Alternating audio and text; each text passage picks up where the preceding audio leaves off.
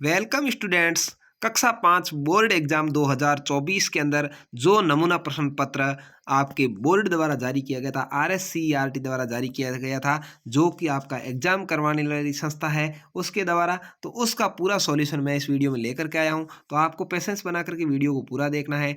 आपके 80 नंबर का जो परीक्षा में पेपर आएगा वो पूरा का पूरा पेपर इसी तरह से छपने वाला है। कक्षा 5 हिंदी का, तो आपको समय मिलने वाला है 2.5 घंटे का। उसके अंदर आप अपना 80 में से 80 नंबर कैसे लाएं, उसके बारे में इस वीडियो के अंदर मैं अब आपको बात करने वाला हूं।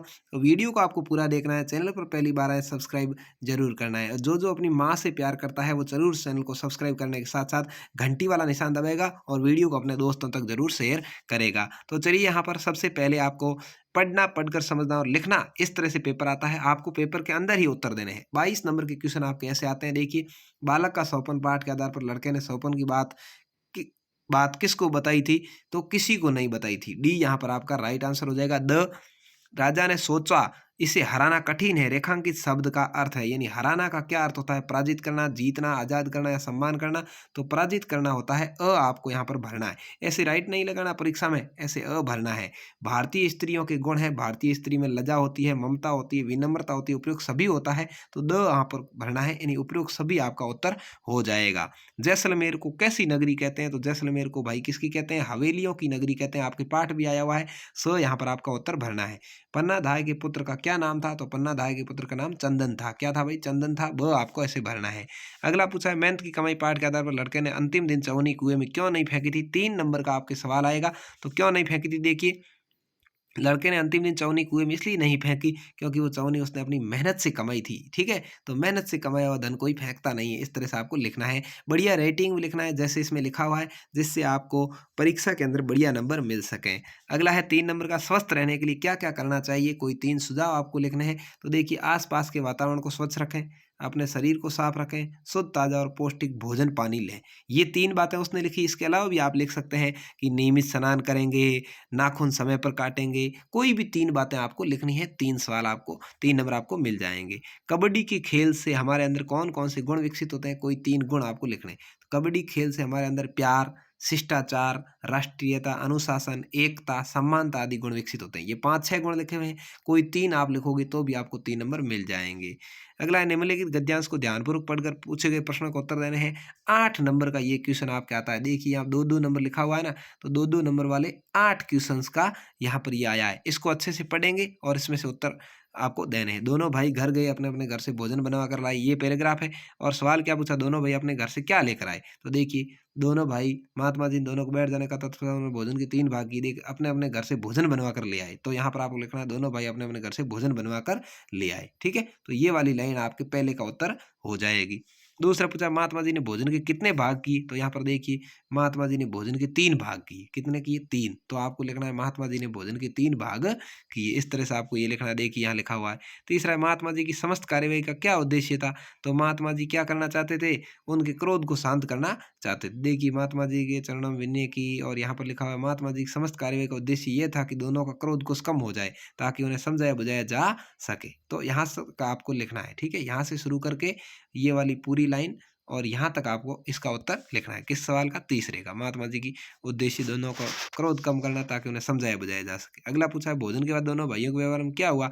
तो देखिए, यहाँ पर लिखा हुआ है कि उन्होंने महात्मा जी की शरण में विनय की, महाराज ये भूमि तो कुछ बोलेगी नहीं, इसलिए आप ही हमारा निर्णय कर दीजिए। भोजन से निवृत्त हुए तो काफी शांत थे। ये हुआ। देखिए, क्या था? वे दोनों जब भोजन से निवृत्त हुए तो काफी शांत थे, यानी उनकी लड़ाई झगड़ा बंद हो गया था। तो ये इसका उत्तर हो जाएगा कि दोनों भाई भोजन से निवृत्त होकर काफी शांत थे। अब आपको सवाल आगे आएगा, पढ़ना, पढ़कर समझना और लिखना। पद्य भाग यानी कविता वाले पाठों में से 13 नंबर के सवाल आपके आने वाले। हम भारत के भरत पाठ के आधार पर सबसे बढ़कर देश कौन सा है? तो भारत है। कौन सा है भाई? हम भारत के भरत खेलते शेरों की संतान से, दुनिया में कोई देश नहीं बढ़कर हिंदुस्तान से। ठीक है, तो हिंदुस्तान यानी भारत, वो आपको भरना है। अगला है, निम्नलिखित रिक्त स्थानों की आपको पूर्ति करनी है। ये धरती जो क्या है? माँ है अपनी, हमें जान से प्यारी है। कविता आप बोलते ही है। बोलो मेहनत खूब करेंगे, कठिन परीक्षा आई, तो यहाँ पर मेहनत भर देंगे।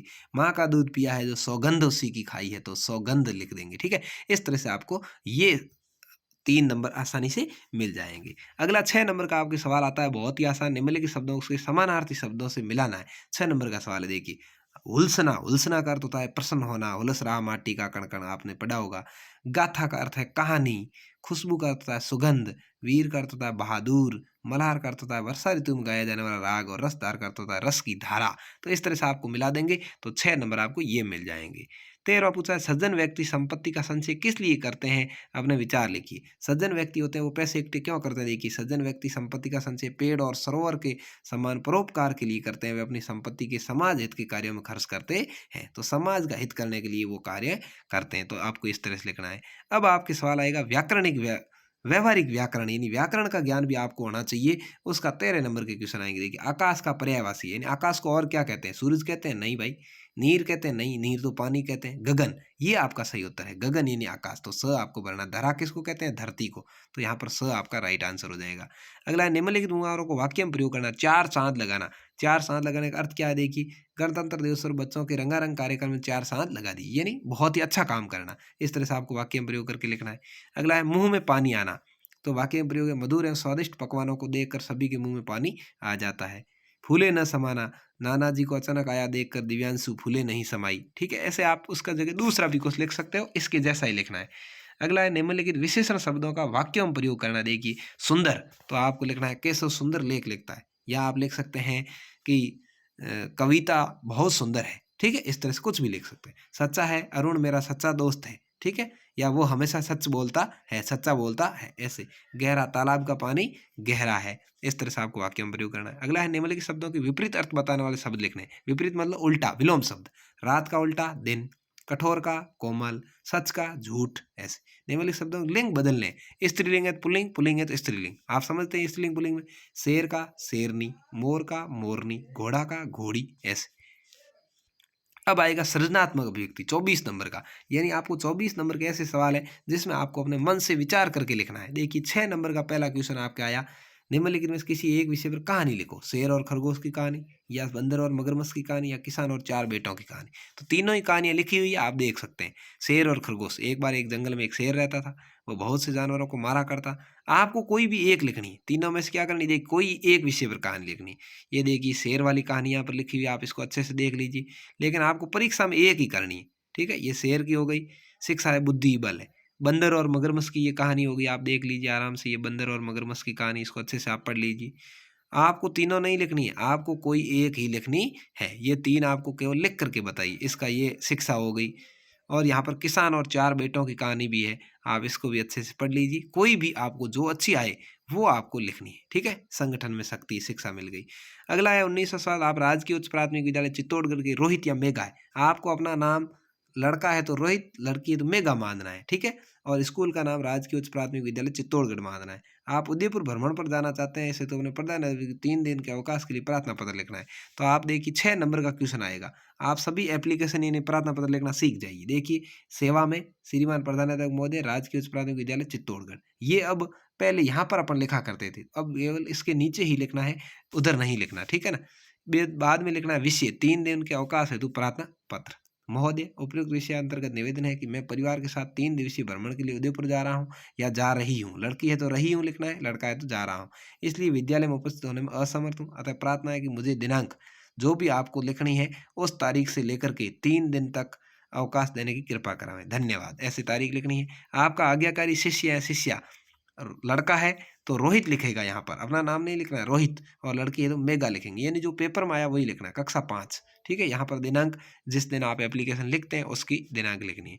अब अगला आता है 20वां क्वेश्चन, वर्णित अक्षरों की सहायता से पूछे गए प्रश्नों को उत्तर देना है। 6 नंबर का ये भी क्वेश्चन है। यहाँ पर देखिए, ये सारणी दी हुई है, पूछा है एक फल का नाम। तो देखिए, अंगूर, ये एक फल का नाम हो गया। कुएं से पानी निकालने वाला साधन, उसको रहट कहते हैं। ये देखिए, यहाँ से रहट हो गया। ठीक है, राजा का निवास स्थान, उसको महल कहते हैं। देखिए, यहाँ पर म से शुरू हो रहा, महल हो गया, यहाँ पड़ा। एक सब्जी का नाम, सब्जी को मटर कहते हैं। क्या कहते हैं? मटर की सब्जी होती है। यहाँ देखिए, मटर, और भी बहुत सारी सब्जियां, लेकिन इसमें मटर का ही नाम है। लेखनी या लिखने का साधन कलम कहलाता है। देखिए, कलम, ये पड़ा कलम। एक व्यक्ति का नाम, व्यक्ति का नाम जैसे देखिए इसके अंदर ये है रतन, ऐसे एक व्यक्ति का नाम है। अगला सवाल आपको 6 नंबर का पूछता है, निम्नलिखित किसी एक विषय पर निबंध लिखना है। हमारा विद्यालय, या मेरा आदर्श गांव, या मेरा परिवार। तो देखिए यहाँ हमारा विद्यालय पर लिखा हुआ है, हमारे विद्यालय का नाम राजकीय उच्च प्राथमिक विद्यालय है। हमारे विद्यालय में 10 कमरे हैं, 1 कमरा प्रधानाध्यापक जी का है, यानी जो एचएम कक्ष होता है वो, 1 कमरा परीक्षा कक्ष और शिक्षकों के लिए है। हमारे विद्यालय में 8 अध्यापक और 1 प्रधानाध्यापक जी है। सभी अध्यापक छात्रों को मेहनत से पढ़ाते हैं। इस तरह से आपको ये बढ़िया लिखना है, देखिए लिखा हुआ पूरा-पूरा। और आप अपने स्कूल के अनुसार लिख सकते हैं। आपके स्कूल में कम ज़्यादा कमरे हो, कम ज़्यादा मास्टर हो, तो उस अनुसार लिखना है। मेरा आदर्श गाँव यानी मेरा गाँव कैसा है उसके बारे में लिख सकते हैं। मेरे गाँव में क्या-क्या है, मंदिर है, मस्जिद है या जो भी दुकानें वगैरह है, मेला लगता है, ये सारी बातें आप लिख सकते हैं। मेरा परिवार कैसा है, बहुत छोटा या बड़ा है, इसमें कितने सदस्य हैं, कौन-कौन है, ये भी आप लिख सकते हैं। अब आपके 8 नंबर के सवाल आते हैं उसके बाद में परिवेशी सजगता के बारे में, यानी साफ-सफाई से संबंधित 8 नंबर के सवाल आते हैं। अपने विद्यालय की पुस्तकालय को साफ और आकर्षक बनाने के लिए क्या-क्या करेंगे, ये लिखना है। तो देखिए पुस्तकालय को साफ रखने के लिए क्या-क्या कर सकते हैं। यहाँ पर लिखा हुआ पुस्तकालय कक्ष की नित्य प्रति सफाई व्यवस्था का ध्यान, पुस्तकों को क्रम अनुसार, विषय अनुसार सुसज्जित ढंग से अलमारी में सजा कर रखेंगे, पत्र-पत्रिकाओं को स्टैंड और टेबिल पर सजा कर रखेंगे, पुस्तकालय की दीवारों पर साहित्यकारों और महापुरुषों के चित्र लगाकर आकर्षक बनाने का काम करेंगे, अनुशासनपूर्ण तरीके से पढ़ने की व्यवस्था और पुस्तक आदान-प्रदान की व्यवस्था करेंगे, ठीक है? या सड़क पर दोपहिया वाहन चलाते समय सावधानी कैसे रखनी चाहिए उसके बारे में देखिए। वाहन चलाते समय हमें सड़क पर सावधानीपूर्वक चलना है। दोपहिया वाहन चलाते समय हेलमेट का प्रयोग ज़रूर करना है। चौराहे पर लाल बत्ती होने पर रुकना है। अगले वाहन से आगे जाने के लिए हमेशा दाईं ओर से ही आगे जाना है और हॉर्न का अनावश्यक प्रयोग करने से बचना है, यानी ज़्यादा फालतू में हॉर्न नहीं बजाने। इस तरह से यह आपका हिंदी का पेपर आया है। ऐसे ही सभी सब्जेक्ट के में 5-5 पेपर है। बेस्ट 5-5 पेपर जो आपके लिए लेकर के आऊँगा परीक्षा से पहले। आपकी परीक्षा 15 अप्रैल से शुरू होने वाली है, तो आप ज़रूर इसके लिए हमारे चैनल को सब्सक्राइब कर लीजिए और वीडियो को अपने दोस्तों तक ज़रूर शेयर करिए। धन्यवाद। जय हिंद। वंदे मातरम।